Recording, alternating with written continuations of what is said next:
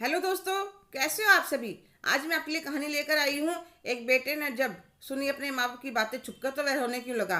रोहित तो शीला का इकलौता बेटा था मोनू, जो अब 7 साल का हो चुका था। उसके पापा ने उसका एडमिशन अच्छे स्कूल में करवाया था। अब वह दूसरी कक्षा में आ गया था। पढ़ाई में काफी होशियार था। उसके माँ बाप के तो उसमें प्राण बसते थे। वे अपनी हैसियत से ज्यादा उसको सुविधाएं देते ताकि वह पढ़ लिखकर एक अच्छा और बड़ा इंसान बन सके। पर जब से वह 7वीं कक्षा में आया था, वह देख रहा था उसके पापा के पास उसके लिए टाइम ही नहीं है। सब बच्चे छुट्टी वाले दिन अपने मम्मी पापा के साथ फिल्म देखने जाते, मॉल घूमने जाते, पर उसके पापा तो घर पर ही नहीं होते थे।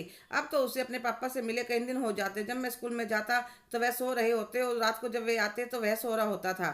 वह उसकी माँ से शिकायत करने लगा था, पापा बहुत बुरे हैं, मुझे कहीं भी घुमाने नहीं ले जाते। ना कभी कोई गेम लाकर देते हैं, ना मेरे बर्थडे पर पार्टी देते हैं, पर माँ कुछ नहीं कह पाती। अब तो उसने सोच लिया था, जब किसी को मेरी चिंता नहीं है तो मुझे क्या जरूरत है। अब वह 10वीं कक्षा में आ गया था, पर उसका दिल करता वह स्कूल से बंक करके घूमने चला जाता। यही सोचकर उसने थोड़े पैसे भी जमा कर लिए थे कि कल स्कूल से बंक करके अपने दोस्तों के साथ फिल्म देख कर आऊँगा और पिज्ज़ा बर्गर भी खाकर आऊँगा। वह रात को सोने के लिए लेट तो जाता है, पर इस खुशी के मारे उसको नींद ही नहीं आती। थोड़ी देर बाद उसे ऐसा लगता है कि बराबर वाले कमरे में मम्मी पापा बातें कर रहे हैं। तो वह सोचने लगा, इतनी रात को क्या बात कर रहे होंगे। वह उठकर जाकर दरवाजे के पास खड़ा होकर उनकी बातें सुनने लगता है, कहीं उन्हें उसके प्लान के बारे में पता ना चल गया हो। उसने सुना माँ पापा से कह रही थी, अब इतना काम मत करा करो, देखो आपकी कंधे कमर में दर्द रहने लगा है। डॉक्टर ने भी मना किया था। तो वे हंसकर कहते हैं, अरे मोनू की माँ कुछ साल रह गई, अपना मोनू पढ़ लिख कर बड़ा आदमी बन जाएगा तो फिर आराम ही आराम है। जो टाइम अब उसके साथ नहीं बिता पा रहा हूँ, तब अपने बेटे के साथ बिताया करूँगा। सब मन में रह गया, पर क्या करूँ, बच्चे को अच्छा भविष्य देने के लिए कुछ त्याग तो करना ही पड़ता है।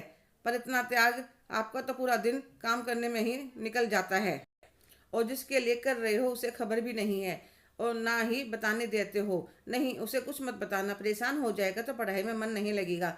मोनू चुपचाप अपने कमरे में चला जाता है और अब तक की कही अपनी बातों को याद करके रोता है। उसने अपने पापा के बारे में क्या क्या सोच लिया था, और रोने लगता है और मन में पक्का निश्चय करता है, अब वह पूरा मन लगाकर अपनी पढ़ाई करेगा और अपने पापा का सपना पूरा करेगा।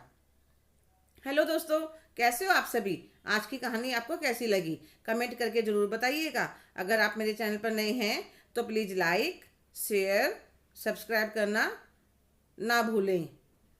धन्यवाद।